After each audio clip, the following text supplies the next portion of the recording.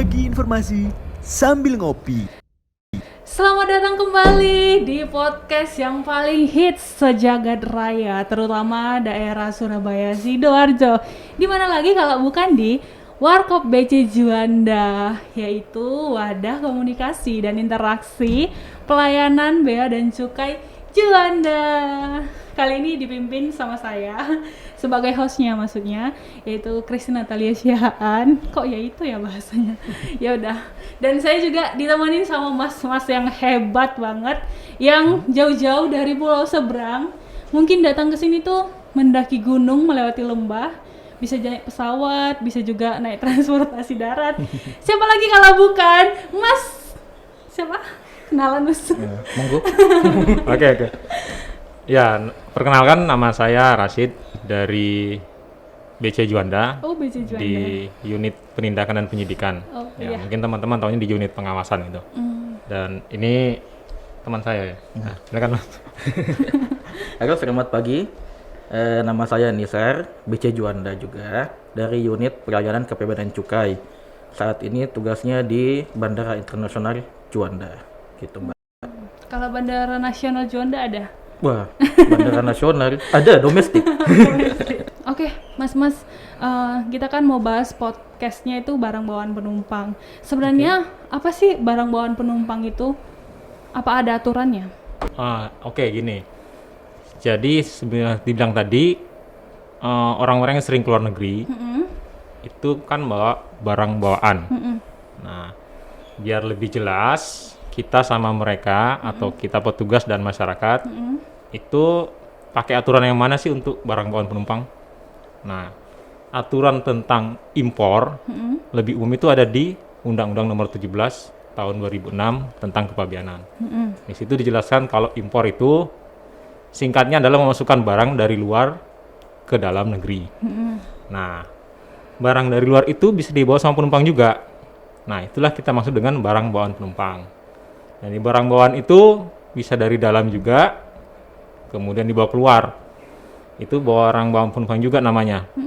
Nah, di PMK itu kan jadi undang-undang itu dijelaskan sama Peraturan Menteri Keuangannya. Nomor 203 tahun 2017. Semuanya ya di situ ada. Betul. Jadi di sana dijelaskan kalau untuk barang bawaan itu, jadi kita perjelas ya. Jadi barang bawaan itu bisa impor, bisa ekspor. Oke, di PMK itu dijelaskan kalau barang ekspor berarti kan barang penumpang yang dibawa keluar. Nah, itu sebenarnya apa semua harus dilaporkan ke bea cukai? Kan enggak juga kan. Jadi di situ dijelaskan cuma ada beberapa aja yang perlu dilaporkan. Kayak misalnya barang perhiasan itu dengan tujuan untuk diperdagangkan di luar. Kemudian ada juga barang yang untuk tujuan perbaikan. Tujuan perbaikan. Perbaikan di luar negeri, nanti kan dibawa kembali ke sini. Oh, misal kayak handphone saya ada yang garansi internasional, dibawa ke sana harus dilaporkan. Bisa, gitu. itu dilaporkan. Ya, nanti terus yang ketiga itu pembawaan uang tunai. Uang tunai itu yang senilai dengan 100 juta rupiah, itu dilaporkan juga ke bea cukai pada saat berangkat. Kemudian yang terakhir itu tentang barang-barang yang terkena bea keluar. Apa itu? Itu Mas? dilaporkan. Itu seperti CPO, tapi itu kan di bandara kita ini jarang. Nah, itu untuk barang ekspor. Kemudian untuk barang impor bawaan penumpang. Barang impor sendiri itu yang dibawa penumpang kan terdiri dari barang yang dipakai sama dia sendiri. Terus satunya lagi barang yang dibawa sama penumpang itu tapi bukan untuk pemakaian pribadi. Jadi untuk apa, Mas? Jadi misalnya ada seorang karyawan yang keluar negeri itu membawa spare part. Semacam apa namanya baut atau sebagainya itu kan itu nggak mungkin dipakai sama dia. Nah, nanti kenapa harus dibedakan, nanti sama Mas Nizar ini dijelaskan kenapa harus dibedakan, ini untuk penggunaan pribadi, ini bukan penggunaan pribadi, karena memang ada perlakuannya beda. Gitu ya Mas Nizar ya. Ya, betul sekali. Gimana Mas Nizar? Nah, oke. Betul. Jadi memang secara kriteria barang bawaan penumpang itu terbagi dua. Ada barang personal use dan non personal use seperti dijelaskan sama Mas Rashid tadi. Sebentar Mas, nanti ada yang bilang nggak paham bahasa Inggris gitu. Oh gitu. Artinya apa ya? Oh iya. Personal use itu barang yang memang untuk penumpang tersebut sendiri, digunakan sendiri, termasuk sisa perbakarannya jika ada, seperti itu. Sementara non personal use adalah jasa lain yang dia gunakan untuk keperluan pribadinya, seperti itu. Atau berdasarkan petugas bea cukai melihat jumlahnya itu nggak wajar, itu bisa juga kita kategorikan sebagai bukan barang personal use begitu. Gitu. Nah, terus kenapa kita bedakan juga karena nanti penyelesaiannya juga beda pada saat mereka tiba. Personal use sesuai PMK-nya itu kita menggunakan CD atau custom declaration untuk penyelesaiannya. Sementara non personal use nanti akan menggunakan PIBK. Apa itu gitu. Mas CD? Oh, CD, oke. Ini penting juga ini karena setiap penumpang yang datang dari luar negeri itu diwajibkan mengisi custom declaration atau BC22 kita sebutnya. Oh, disingkat CD tadi ya? Betul. Itu adalah pemberitahuan atau declare-nya penumpang kepada petugas. Saya dari luar negeri itu membawa barang-barang apa saja. Oh, Gitu. ada di situ Mas pertanyaan atau kita tulis esai? Oh, pilihan ganda. Ya. Jadi itu sudah ada kategorinya juga. Ada beberapa pertanyaan di situ. Termasuk ada pertanyaan apakah Anda membawa barang dari luar negeri seperti itu. Aku kira Mas ditulis esai gitu. Misal aku bawanya ini biar Wah. nanti dibaca sama petugasnya. Selanjutnya kalau PIBK sendiri apa Nah, Mas? PIBK sendiri itu ya tadi untuk non personal use karena dikategorikan itu bukan barang pribadi penumpang, bukan untuk digunakan sendiri. Seperti itu. Jadi nanti mereka wajib mengisi PIBK kayak gitu. Nah, ini perlakuannya pun juga beda. Bedanya itu nanti terkait di masalah, nah ini yang penting juga ini, pembebasan. Nah, kayak gitu. Banyak yang nanya kan berdasarkan loh. Saya beli dari luar negeri nih, kan? Untuk keperluan pribadi, kok masih dikenakan pajak gitu. Nah, itu tadi ada pembebasannya. Makanya kenapa dikategorikan juga sebagai barang personal use dan non personal use, Mbak, gitu. Oh, begitu. Iya. Jadi berarti ada juga ya mungkin untuk mengatasi keirian nih saya bawanya pribadi. Jadi kalau dikasih kebebasan 500 USD gitu ya. Betul. Tapi orang pasti suka bertanya ya Sobat BC Juanda ini, emang setiap orang harus bayar pajak? Setiap orang yang datang dari luar negeri harus bayar pajak? Kan aku ke luar negeri bisa jadi kerja gitu. Gimana Mas jawabannya? Gimana, Pak Rasid? Maksudnya untuk setiap barang yang dia bawa. Itu kan ya terkait dengan pembebasan tadi, Mbak. Oh iya. Apakah semua harus bayar? Nah, kalau nilainya 500 USD itu nggak bayar. Tapi kalau lebih dari itu, selisihnya itu kan bayar. Misalnya 600 USD. Dia dapat pembebasan 500, berarti tinggal 100 USD. Itu yang dihitung sama teman-teman dari Pabean Sisanya itu yang dihitung. untuk Betul. pembayarannya. Jadi tidak semuanya gitu. Nilai barang itu berapa yang dikenakan pajak itu tidak semuanya seperti itu. Jadi ada pembatasannya, Mbak Christine nih. Iya. Silakan ke luar negeri belanja apa gitu kan. Begitu masuk nih, kita lihat oke, personal use masuk kategori barang pribadinya. Kita cek nilainya. Kalau memang total nilai keseluruhan barang yang diperoleh itu tidak melebihi dari 500 US dollar, maka Mbak Christine punya hak 500 USD, jadi dibebaskan. Nah, tapi kalau kita sudah lihat teliti, ada invoice nih, kita hitung semuanya nilainya berapa, melebihi dari 500 USD, maka sesuai ketentuan akan dikenakan pajak dari selisihnya seperti dijelaskan Mas Rasid tadi gitu. Oh, jadi nggak semua penumpang ya Mas harus bayar pajak. Ya, Kadang-kadang ada yang takut gitu kayak, aduh bayar pajak lagi nih dari luar negeri. Berarti hanya orang-orang tertentu dan itu udah ada aturannya juga ya. Tadi itu yang kita jelaskan itu, yang penting tidak melebihi dari 500 US dollar untuk kategori barang kebutuhan pribadinya dia gitu. Oh, begitu. Ya.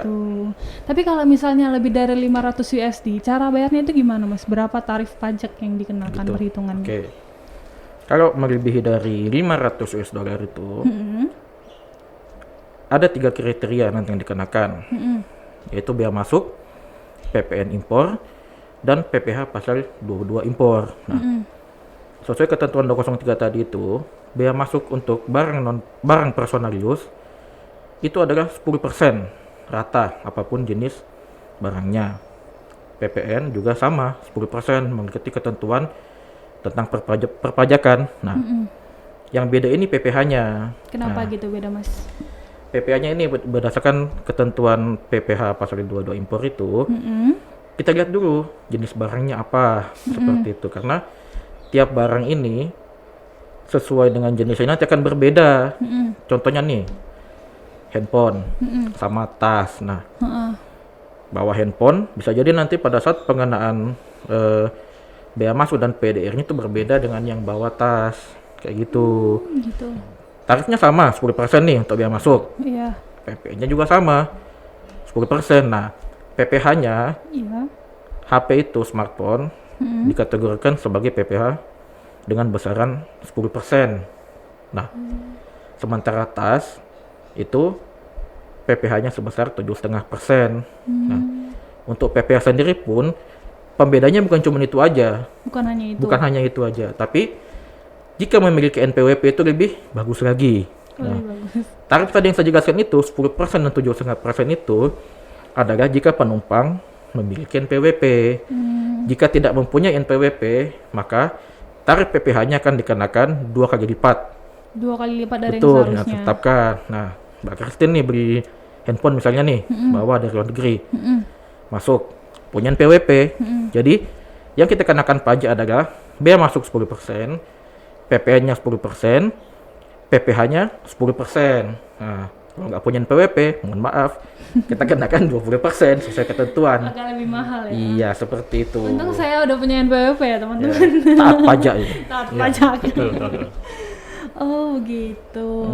Kalau cara bayarnya sendiri ya apa Mas? Harus bawa cash atau gimana? Kalau di Enggak. Indomaret kan bisa pakai semuanya. Nah, Juanda sendiri sudah menerapkan sistem pembayaran yang cashless, Oh iya. gitu. Jadi tidak harus dengan uang cash.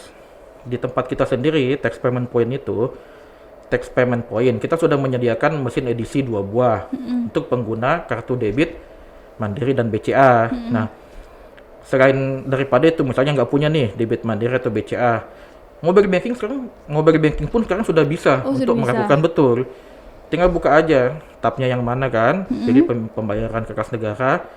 Nah, pembayaran pun nanti menggunakan kode billing yang kita cetak dari sistem, gitu. Nggak punya itu juga, masih ada lagi bisa Tokopedia, bisa lewat Oh, situ. Ya, terakhir masih belum bisa, monggo ke ATM. Nanti kita tungguin setelah selesai pembayaran, tinggal bawa masuk bukti bayarnya ya. Setelah itu udah selesai, silahkan kembali melanjutkan perjalanan. Berarti gitu. itu dikirim langsung ke Masnya sendiri atau atas nama siapa rekeningnya? Enggak, itu bukan atas nama kita. Oh bukan atas Jadi nama. billing itu dari petugas. sistem, betul-betul langsung ke kas negara. Jadi nggak perlu khawatir nih, Heeh. uangnya kemana nih yang saya bayarkan. Makanya kita lebih memilih sistem cashless karena kelihatan yang di input pun itu bukan nilai pembayarannya, bukan, tapi kode billingnya. Oh. Kode billing itu langsung tertera pembayarannya, jenisnya apa, custom declaration kan, barang penumpang, jumlahnya berapa. Ada nomor NTPN-nya pula, jadi betul-betul itu resmi ke negara. Jadi penumpang terbebas dari kekhawatiran, oh uang saya masuk kemana nih gitu. Oh berarti ini ya teman-teman nggak akan sia-sia juga hitung-hitung juga untuk bantu negara ya. Ya. karena bisa bayar pajak juga dan juga aman kayak kata Mas Nizar, Betul. udah pasti masuk ke rekening negara. Oke, kalau dari Masnya sendiri kan Masnya pengawasan nih. Ya. Mas Rashid sendiri kan pengawasan. Nah, kalau misalnya pengawasan itu biasanya ngawasin apa Mas? Contohnya itu apa? Kalau Masnya kan kayak ngebantu orang bayar pajak gitu. Kalau Masnya itu lebih ngawasin apa? Kalau dari Mas Nizar tadi kan untuk penerimaan negara ya. Kalau yang di pengawasan itu lebih ke community protectornya. Artinya sebelum masuk ke tempatnya Mas Nizar, Iya. kita awasi dulu barang ini boleh apa tidak. Nah, jadi kan tidak semua barang itu sebenarnya boleh masuk ke wilayah Indonesia. Oh, Misalnya ada yang bawa senjata tajam, itu boleh apa enggak sih masuk Indonesia? Nah, itu ada aturan tersendiri dari kepolisian. oh, aturannya mengacu pada kepolisian Iya, gitu. betul. Jadi barang-barang kita sebutnya dia barang larangan dan pembatasan. Nah, barang larangan dan pembatasan itu singkatnya barang-barang yang diatur ketika masuk ke Indonesia. Jadi ada beberapa instansi yang mengatur barang-barang itu. Jadi misalnya contoh lain obat-obatan, boleh nggak masuk ke Indonesia? Itu berarti kita mengacu ke instansi yang berwenang, yaitu BPOM. BPOM boleh nggak masuk barang itu gitu. Nah, jadi itu dulu yang kita harus penuhi. Jadi walaupun misalnya dia bisa bayar, tapi izin itu tidak dipenuhi, ya tidak bisa juga. Oh gitu. gitu. Berarti kita emang aturan banget ya. Betul, ngikutin betul. Jadi banget. aturan itu. Jadi ada contoh lain misalnya untuk barang-barang yang sering dibawa sama penumpang itu dari luar negeri, misalnya rokok Iya. sama minuman. Iya. Nah, itu boleh nggak sih? Atau ada batasannya? Gimana Nah, Mas? itu kan di PMK 203 itu Iya. diatur. Kalau penumpang itu dari luar negeri, Iya. itu cuma boleh bawa 200 batang rokok. 200 batang. Jadi Betul. kita hitungin batangnya Mas. Ada ya Biasanya satu slop itu kan 10 bungkus. Setiap bungkus isi 20 batang. Oh, paham banget ya Mas Rasid. Oh iya. Gitu. Gitu. Jadi ya nggak perlu dihitung satu-satu juga lah. Nggak bisa dihitung satu. Kalau nggak ya paling di kotaknya ada tulisan 20 kali 10. Oh. Berapa tuh? 200 kan ya? Iya, Ah, 200. gitu. Kalau lebih dari itu diapain Mas? Nah itu lagi. Karena kita sifatnya mengawasi barang yang dilarang dan dibatasi itu. Nah, untuk kelebihannya sendiri diatur di PMK juga. Untuk rokok, misalnya dia bawa 2 slop atau berarti 400 batang. Iya, Nah, kelebihannya itu harus dimusnahkan. dimusnahkan. Jadi nggak bisa lagi penumpang minta, oh saya bayar aja pak, Oh, nggak gitu bisa. sisanya. Nggak bisa karena ketentuannya harus dimusnahkan. Gitu. Sama juga dengan ya minuman tadi. Minuman. Kalau minuman itu 1 liter per penumpang dewasa. Ukuran dewasa Ukuran apa Mas? dewasa ditetapkan itu 21 tahun. Oh, berarti anak-anak sekolah Ah, yang masih kecil-kecil betul. Jadi- belum hitung ya. Jadi kalau misalnya dia bawa 2 botol tapi penumpangnya 1 dewasa 1 anak-anak ya nggak bisa. Tetap harus 1 liter. 1 liter. Ya sama juga sisanya dimusnahkan juga. Sisanya dimusnahkan. Sebenarnya apa sih Mas? Kenapa harus dimusnahkan gitu? Apakah ada tujuannya? Nah itu kan itu sama lagi melindungi masyarakat kita. Oh, iya. Fungsi tadi itu. Sekarang yang lagi tren nih Mas. Apalagi bentar lagi iPhone 13 mau keluar ya. Pengguna Android. Oh, pengguna Android ya. Sekarang kan lagi tren nih. Gimana kalau penumpang itu Mas bawa HP? iPhone. Ya nggak hanya iPhone, kok Android ada juga yang mahal. Misal lebih dari 1 atau gimana? Atau dia bayarnya mahal? Apa harga belinya Ya. mahal gitu? Nah, sebelumnya kan sudah dijelaskan sama rekan saya kan, ada ketentuan negakan pembatasan. Nah, tadi itu dijelaskan mengenai barang-barang yang memang dibatasi, ada rokok dan minuman. Nah, yang dibatasi ini tidak tertentu untuk barang itu juga, karena kita Bea Cukai ini juga menerima titipan aturan dari instansi lain. Nah, Oh gitu. itu bahkan nanti nanyakan masalah handphone. Nah, handphone itu aturan Kemkominfo dan Permendak. Permendak ya. Permendak itu diatur maksimal 2 pieces 2 pieces. per penumpang. Jadi silakan beli tapi maksimal 2 pieces. Nah, masuk ke Indonesia tadi bahas IMEI tadi ya. Nah, Iya masih. bahas IMEI itu juga titipan juga dari Kemkominfo karena penumpang masuk membawa HP yang belum diregistrasikan IMEI-nya itu kan pertama kali ketemu dengan kita Bea Cukai. Jadi kita membantu meneruskan IMEI HP tersebut ke Kemkominfo seperti itu. Oh begitu, berarti bukan Itu. peraturan dari Bea Cukai sendiri ya, emang Bukan. kayak apa ya, ibaratnya peraturan titipan mungkin ya. betul. Jadi Bea Cukai membantu. Betul sekali. Jadi pembawaan handphone itu bermacam-macam ini banyak ininya juga Mbak. Kayak tadi sudah saya sebutkan. Pertama maksimal 2. Ada IMEI-nya lagi. Bayar pajak pula. Kayak begitu. Jadi perlu diperhatikan juga untuk penumpang ini antara IMEI dan pembayaran pajak itu adalah dua hal yang berbeda gitu. Silakan registrasikan IMEI-nya, tapi untuk meregistrasikan IMEI itu kita kembali ke tadi mengenai barang personal use, barang bawaan penumpang kebutuhan pribadi. Ada maksimalnya 500 US dollar.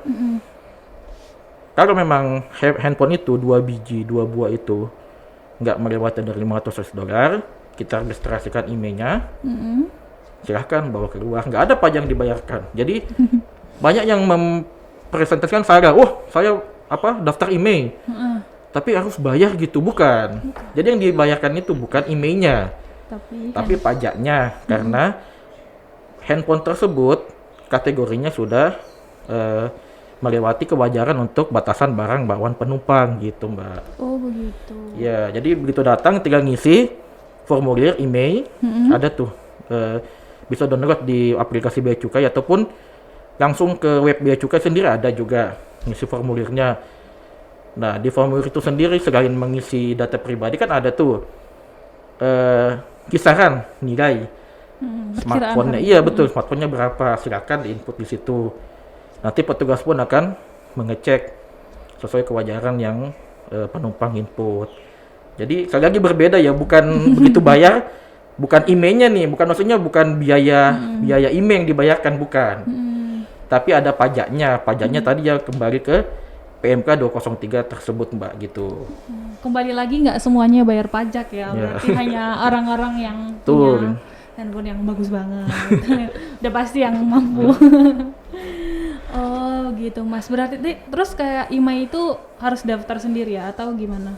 Ya, jadi ketentuannya itu penumpang datang tuh, dia mengisi formulir secara online tentang IMEI. Di hari itu juga ketika tiba atau bisa hari sebelumnya atau? Di hari sebelumnya sih silahkan bisa, cuman atensi saya sih sesuaikan dengan kapan penumpang tersebut akan tiba di Indonesia, kayak gitu. Karena aturan IMEI tadi ini kan ngikut juga ke aturan pembatasan personal use itu kan 500 US dollar. Nah, peraturan itu berlaku, 500 US itu ya haknya penumpang. Haknya penumpang itu berlaku jika penumpang tersebut melaporkan pembawaan smartphone-nya, IMEI-nya itu pada saat tiba. Begitu tiba, ketemu dengan kita, registrasikan IMEI-nya, ada haknya 500 pembebasan. Nah, cuman kalau dia sudah keluar nih dari bandara nih kan, besok nih baru ingat, waduh saya belum ini nih, registrasi IMEI saya nih, balik lagi. Nah, itu sudah nggak ada lagi pembebasannya 500 seperti itu. Nah, itu tadi saya bilang, jika dia mau ngisi silahkan isi hari sebelumnya nggak apa-apa, tapi disesuaikan. Jangan sampai nanti dia ngisi hari sebelumnya ternyata keliru data yang diisikan. Kita masukkan ke sistem loh, kok landingnya kapan gitu, ternyata pesawatnya delay dan segala macam. Itu juga berpengaruh nanti tuh, seperti itu. Oke teman-teman semuanya, kita udah dengerin nih penjelasan dari mas-masnya. Tepuk tangan dulu. Yeay. Sangat bagus banget ya penjelasannya teman-teman dan rinci. Mungkin kalau teman-teman mau bertanya boleh silahkan ya di YouTube-nya, di kolom komentar. Kalian bisa bertanya, nanti ya adminnya sendiri yang jawab. Oke, sekarang kita balik lagi ke mas-masnya. Kita mau sharing aja nih. Mas-masnya udah lama banget ya di bandara? Nggak pakai banget sih. Oh, nggak pakai banget. Ukuran nggak pakai banget itu gimana, Mas? Tergantung asal daerahnya sih. Iya. Kebetulan sudah cukup lama ya. Oh, cukup lama. Saya pindah ke sini tahun 2015. 15. Nah, kalau tugas di bandaranya sih, karena kita di unit pengawasan itu masih muter-muter ya. Nah, kargo, kantor pos, bandara, tapi selalu di lapangan. Oh, nggak pernah di kantor ya, Mas? Belum pernah. Oh, dari awal? Dari awal. Lapangan banget. Kalau Mas Nizar sendiri? Saya alhamdulillah sama rekan saya, satu skep kayaknya. Pindah ke sini. Iya. Oh iya kah? Tapi nggak satu pesawat ya? Nah, dari arah yang berbeda. Ya cukup lama di sini atau masih baru mungkin hitungannya ya. Biar nggak kehitung lama ya. Untuk di bandara sendiri juga udah lumayan lah, sering selama bertugas di unit PKC udah muter juga antara bandara dan kantor pos seperti itu. Sebelum di PKC di mana, Mas? Di PKC pernah bertugas di seksi perbendaraan. Oh, Jadi kayaknya pernah di kantor. Oh iya ya. pernah di kantor ya. Bagus. Lama Iya. nggak? Lama nggak? Ya lumayan. Oh, berarti lamaan di kantor daripada di bandara ya. Betul ya. Jadi hitungannya masih baru kali gitu ya. Sebelumnya mas-masnya itu penempatannya di mana sih? Sebelum di Juanda Sidoarjo Surabaya ini. Oh. Saya sebelumnya dari Bea Cukai Tanjung Priok. Oh, lulusan Bea Cukai Tanjung Priok. Saya lulusan STAN. Oh, lulusan. Kalau Mas Nizar? Sebelumnya saya bertugas di Bea Cukai Ngurah Rai. Tuh, kalau sebelumnya lagi nggak usah ditanya deh. Agak sedih ya kalau menceritakannya. Nanti susah nyarinya di peta sebelum di Ngurah Rai di mana gitu. Aduh. Agak sedih ya guys ya. Ya udah muter-muter lah di Indonesia, bagian timur juga pernah merasakan. Tuh. Kalau di bandara sendiri Mas, nih pertanyaan untuk di bandara nih, pengalaman apa sih yang Mas nggak bisa lupakan gitu, momen-momen di bandara? Apa itu Mas? Kalau di bandara karena udah sering banget ya, pasti banyak sekali pengalamannya itu. Tapi yang mungkin tidak akan bisa dilupakan dan tidak akan terulang itu di masa pandemi. Oh iya, kalau bisa jangan diulang Mas. Ya makanya jangan sampai terulang. Iya, Ya emang di awal pandemi kan kita harus tetap masuk. Makanya kita pakai seragam yang sangat fenomenal itu. Pakai hazmat lengkap karena memang tujuan kita kan melindungi diri kita. Sementara kan penumpang-penumpang itu tetap datang, terutama yang mereka yang kembali ke Indonesia karena di negara sana juga ditutup. Jadi mau nggak mau kita harus mengawasi dan melayani mereka gitu. Apalagi di tengah paniknya pandemi di awal-awal tahun ya. Betul. Tepuk tangan guys untuk mas-mas garda terdepan. Kalau Mas Nizar apa pengalaman yang sedikit berkesan atau mungkin ada cerita tentang penumpang gitu, ada nggak? Pernah marahi penumpang. Mungkin dimarahin penumpang ya. Dimodusin penumpang gitu atau modusin penumpang pernah nggak? Iya. Oh, mohon iya. maaf istri. Dikat ya, Mas. Ya kalau tadi seperti saya biasa bukan dimarahin sih, lebih kepada mengedukasi mungkin ya. Biasanya kan penumpang datang itu nggak tahu, kayak tadi yang sudah kita bahas ini aturan mengenai barang bawaan penumpang. Anggapannya ya saya beli dengan uang saya sendiri kan, masuk sini ngapain gini kan, saya bayar pajak segala macam kan loh. Benar. Atau ini kan bukan untuk saya jual gitu. Nah itu tadi ya, kita juga mengedukasikannya itu dengan perlahan jelasin gini seperti begitu. Walaupun ya penumpangnya rada-rada banyak yang emosi juga sih sebenarnya. Seperti itu. Apalagi kalau sudah menyangkut pembayaran begitu kan, udah pajak gitu. Nah gimana, pajak sendiri pun kan kita gunakan untuk negeri kita sendiri kan. Tuh. Jadi serba Saja. salah ya Mas, Iya. karena kita juga harus berusaha. Sabar, Mas. Sabar Mas Nizar, semua akan indah pada waktunya. Lama di Juanda. Amin. Kalau dari Mas Rashid atau Mas Nizar, pernah nggak di bandara itu mendapatkan suatu tangkapan gitu? Nah, Ada itu kah mungkin ceritanya? need pengawasan ya kita. Tangkapan sih ya dari tahun 2015 ya lumayan banyak ya. Kita kan kita sebutnya tim bandara itu kan, karena kita kan muter-muter. Banyak macam sih, modusnya pun juga bermacam-macam. Ya. Seperti yang udah dibahas di podcast sebelumnya So, ya. ya. Gimana Mas tangkapan. perasaannya ketika sudah menangkap? Pertama kalau saya pribadi sih, misalnya ada tangkapan narkoba, sebenarnya sedih juga. Itu sedih karena ternyata barang itu masih masuk juga. Oh iya. Dan itu benar. kalau lolos kan bisa merusak masyarakat. Iya benar sekali Mas. Terus sedihnya juga karena si pelaku ya pasti akan dihukum dan keluarganya akan pasti juga ikut sedih. Yang kita bangga ya karena kita berhasil menggagalkan itu. Dan ya itulah yang perlu kita terus tingkatkan dan terus kita jaga di bandara kita. Walaupun sebenarnya dia nggak tahu barang itu apa, tapi tetap tanggung jawab gitu ya terhadap apa yang dia bawa. Kembali lagi diatur itu, mereka yang bawa, mereka yang tanggung jawab gitu. Iya. Misalnya kita nggak tahu juga ya, orang titip gitu barangnya. Ini saya bukan host tapi nanya ini. Gak apa-apa mas, kan kita bertiga ya, biar gak solo karir. Iya gitu. Gitu. Jadi itu aja ya teman-teman kayaknya. Atau ada yang mau diceritakan lagi mas, pengalaman yang berkesan atau harapannya? Ya harapannya sih pandemi ini cepat berakhir juga, apalagi bagi yang pernah merasakan di bandara ya. Rekan saya nih kondisinya sekarang kan sepi sekali gitu. Oh iya. Iya. Benar sekali sih mas. Dan juga agak ini ya, resiko juga sih. Resiko juga bagi kita harus tetap melayani di tengah pandemi seperti ini. Menghadapi penumpang juga Betul. ya. Ya begitulah teman-teman. Semoga kiranya pandemi segera berakhir. Dan terima kasih juga udah dengerin podcast ini sampai akhir. Semoga apa yang kita sampaikan boleh bermanfaat buat teman-teman semuanya.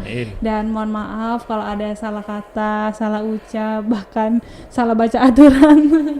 Semoga dimaafkan gitu. Jadi untuk closingnya lebih bagus kita seperti yang biasanya ya. Aku yang akan bilangin, mas-masnya yang peragain. Aku temenin deh. Asik. Teman-teman yang di rumah juga, ayo semua bangkit berdiri. Kita akan memperagakan ini. BC Juanda, Ganas, generasi berintegritas. Yeay. Terima kasih buat yang udah nonton. Jangan lupa like, comment, subscribe, dan juga bisa share ke teman-teman yang lainnya. Karena share itu gratis. Bye-bye.